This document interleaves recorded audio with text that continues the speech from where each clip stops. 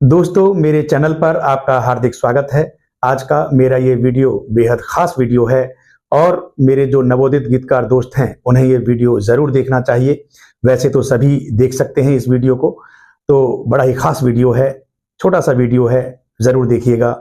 दोस्तों, आज मैं आपसे हिंदी सिनेमा के एक ऐसे गीतकार की लेखन शैली पर बात करूँगा जिसके गीत शुद्ध हिंदी में होते थे और उन गीतों में देशभक्ति, आध्यात्म और भारतीय संस्कृति की झलक साफ दिखाई देती थी।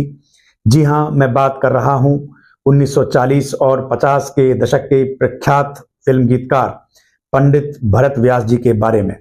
हो सकता है आप लोगों में से बहुत से लोगों ने उनका नाम नहीं सुना होगा, लेकिन मैं आपको इतना बता देना चाहता हूँ कि बेशक आपने इनका नाम नहीं सुना होगा, लेकिन इनका जो काम था वो बहुत बड़ा था। आपको मैं अगर पंडित भरत व्यास जी के कुछ गीत बता दूंगा तो आपको लगेगा कि ये बंदा कोई मामूली बंदा नहीं था, बहुत बड़ा कवि था, गीतकार था। दोस्तों, पंडित भरत व्यास जी के कुछ गीत हैं जो मुझे याद आ रहे हैं। जैसे एक गीत है ज्योति कलश छलके, बड़ा ही प्यारा गीत है, शुद्ध हिंदी में गीत है। फिर एक गीत है जो ज्योति से ज्योति जलाते चलो, प्रेम की गंगा बहाते चलो, ऐ मालिक तेरे बंदे हम, ऐसे हों हमारे करम, ये भी उन्हीं का गीत है। फिर एक गीत है आधा है चंद्रमा रात आधी, रह ना जाए तेरी मेरी बात आधी। फिर एक गीत है जो आनंद मठ में उनका गीत था, बड़ा ही फेमस गीत है, आज भी उस गीत को आरती की तरह गाया जाता है, जय जगदीश हरे। दोस्तों, एक गीत है उनका तेरा मेरा साथ रहे। यानी उनकी जो गीत शैली है, जो लेखन शैली है, वो शुद्ध हिंदी है, लेकिन उनके जो शब्द होते थे वो हिंदी में होते हुए भी सरल होते थे और बड़े ही भावनात्मक होते थे, प्रभावशाली होते थे, जो कि जनमानस के दिल को छूने में कामयाब होते थे। दोस्तों, पंडित भरत व्यास हृदय से कवि थे। वो पहले कविताएं किया करते थे, लेकिन 40 के दशक में हिंदी सिनेमा ने उन्हें अपनी ओर आकर्षित किया और उनकी जो गीत लेखन शैली थी वो इतनी प्रभावशाली थी कि उन्हें हिंदी सिनेमा के लिए गीत लिखने ही चाहिए थे। तो उन्होंने फिल्मों के गीत लिखने शुरू किए और 1943 में उन्होंने पहली बार दोहाई फिल्म के लिए गीत लिखे।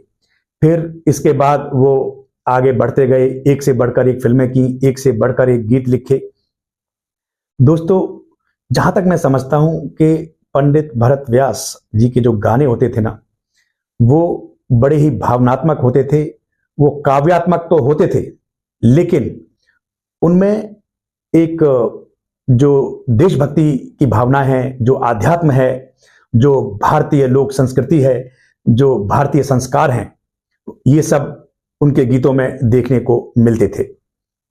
दोस्तों, यहां अगर मैं आपसे बात करूं कि पंडित भरत व्यास जी के गीतों की विशेषता क्या थी, उनके गीत इतने प्रभावशाली क्यों होते थे, तो उसकी वजह है, मैं उसकी कुछ वजहें आपको बताना चाहता हूं, कुछ कारण हैं। दोस्तों, सबसे पहला जो कारण है वो ये है कि उनके गीतों में शुद्ध हिंदी का जो सौंदर्य था ना, वो साफ साफ देखने को मिलता था। उनके जो शब्द थे वो संस्कृतनिष्ठ हुआ करते थे, लेकिन वो संस्कृतनिष्ठ होते हुए भी इतने सरल होते थे कि लोग उन गीतों को आसानी से खुद से रिलेट कर लेते थे और उन गीतों से जुड़ जाते थे। एक दूसरा कारण जो मुझे समझ में आता है वो ये है कि पंडित भरत व्यास जी के गीतों में भारतीय लोक संस्कृति और जो नैतिक मूल्य थे वो बहुत ज्यादा देखने को मिलते थे। उन्होंने कभी भी अपने जीवन में फूहड़ गीत नहीं लिखे। उन्होंने अपने गीतों में एक मर्यादा का पालन किया, इसीलिए उनके गीत और गीतकारों के गीतों से अलग श्रेणी में रखे जाते हैं। अगर आप किसी भी तरह के गीत लिखते हैं, चाहे आप हिंदी उर्दू मिक्स लिखें, चाहे आप किसी और भाषा में लिखें, चाहे हिंदी में लिखें, तो आपको भरत व्यास जी से ये सीखने को मिल सकता है कि आपको अपने गीतों में संतुलन कैसे बिठाना है, आप लय को कैसे समझें, आप अपने गीतों में मर्यादा का कैसे पालन करें, आप ऐसे गीत लिखें जो लोगों के जीवन में बदलाव का काम करें। एक सामाजिक और नैतिक जो बदलाव होता है अच्छे के लिए, वो होना जरूरी होता है। बाकी आजकल कमर्शियल जो फैक्टर्स हैं वो जुड़ गए हैं, तो इतना कुछ तो आप पालन नहीं कर सकते अपने गीतों में, लेकिन फिर भी जहां तक हो सके आप अपने गीतों को प्रभावशाली बनाने के लिए नैतिकता और मर्यादा का पालन जरूर करें। आज के लिए बस इतना ही। Stay safe, take care, Vande Mataram.